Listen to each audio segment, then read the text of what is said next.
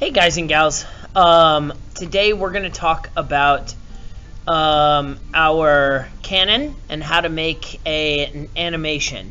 Okay, so the idea of what we want to do is we want to be able to have this cannonball launch out of our cannon. Okay, and we're just making an animation. We're not actually creating a dynamic simulation of it launching out. We're doing a simulation of movement, and every time you do that with an animation, you have motion over time. So what we need something to animate. So what I'm going to do is, and I told you guys in the last video to make a flat surface on the back. I know this looks more like a bullet than a cannonball, but I need this flat surface so I can create a constraint. That's an insert. So I'm going to insert this inside of this all the way down there, that hole that I made. Okay? And just to show you what I mean, I'm going to right click on this and I'm going to unenable this so you can see through it. And you can see that my cannonball is right there in the middle inside of the object. And if I go over here in the cannon, and if I go over here, you can see that insert that attaches them together. So I'm going to turn the enable this piece back on. And then I'm going to explain a little bit about the environments. Okay, that's the environments tab right here. We have our dynamic simulation, we have stress analysis, and a couple other things. But the thing that we want for today is the Inventor Studio. So I'm going to click on that. And it goes in, and what you see is all of these things at the top change, and a couple things are added over here: animation favorites, local lighting, animations, and productions. What I'm gonna show you is over here on this side.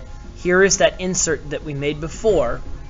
We're going to this is what we're going to animate for today.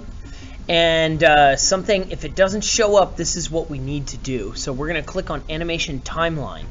And this Animation Timeline is everything that we need. Here's our time. And if I click on this, here is our animations. And I have not made any animations yet, so I need to do that. So I'm going to right-click on this insert. And I'm going to go to Animate Constraints. So, like I said before, we have a motion, or they call it an action, and time. So you have a motion over time.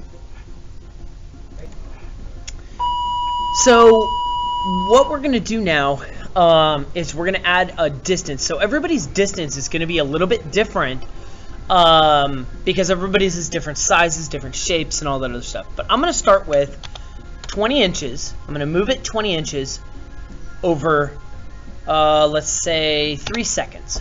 Okay? My animation will only be about 3 seconds. So I'll move this up here so you can see. So when I hit or rewind, you can rewind it here, or you can do whatever. You can scoot this back and forth. But when I hit play, you can see it goes and launches out of this. Now I've got all kinds of different options now. I can go straight to recording it. I can stretch it, I can change it, so let's say I want it 4 seconds instead, and I hit play, and now it moves slower because it's more or the same amount of motion over longer time. If I want to change it, so I want it to go farther because I want it to go off the screen, I can come over and change this to like 30. And all I'm doing is double clicking on this to open this back up. And then when I hit play, it goes and disappears off the screen. Okay?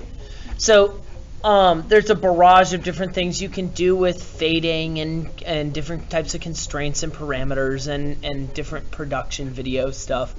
But all I need for today is just to show that motion. So we're going to hit record. And this stuff here is not that important. I mean, it is important, coloring and lighting and If I click on it, you can see the colors change a little bit, and the lighting of it changes. You can go and change it so it looks one way. You can change the resolution of it. But what is the most important is 3 things. Where you're going to save it. I'll set this to Canon 3. And I like to use the WMV file, even though it's not compatible with almost anything else other than Windows Movie Maker, which doesn't even exist anymore. But you can't open it with anything else, but it compresses it the most, and it makes it so it's the smallest video. So we're going to hit save. And then here, this is also very important. This timeline down here goes up to 30 seconds. We don't want it to go to 30 seconds because otherwise, it's only action for about 3 seconds. Anything after that is just going to be sitting idle for no reason. So you want to set your time to whatever time you chose. I actually chose 4, so I'm going to change it to 4 seconds.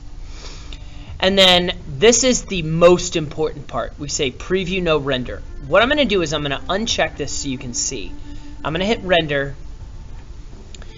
And when I do that and I hit OK here, you watch. Here's 1 frame out of 61 frames. 1 frame. It's still calculating, still calculating, still calculating. I'm still at 1/61. It still hasn't even finished calculating the first image. And I'm going to stop it because it's got to go all the way across. It hasn't even started on the second image. I'm going to hit X. I'm going to go to preview new render.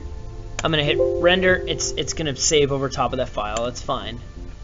And then I'm going to hit OK. And watch this. 61.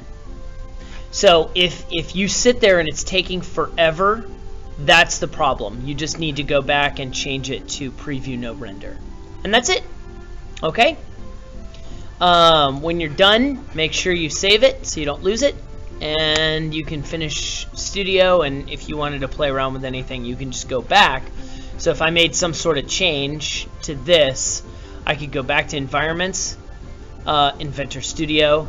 I go to Animation Timeline, and here's my animation. It's still there. So if I make changes, I can always go back and redo my animation.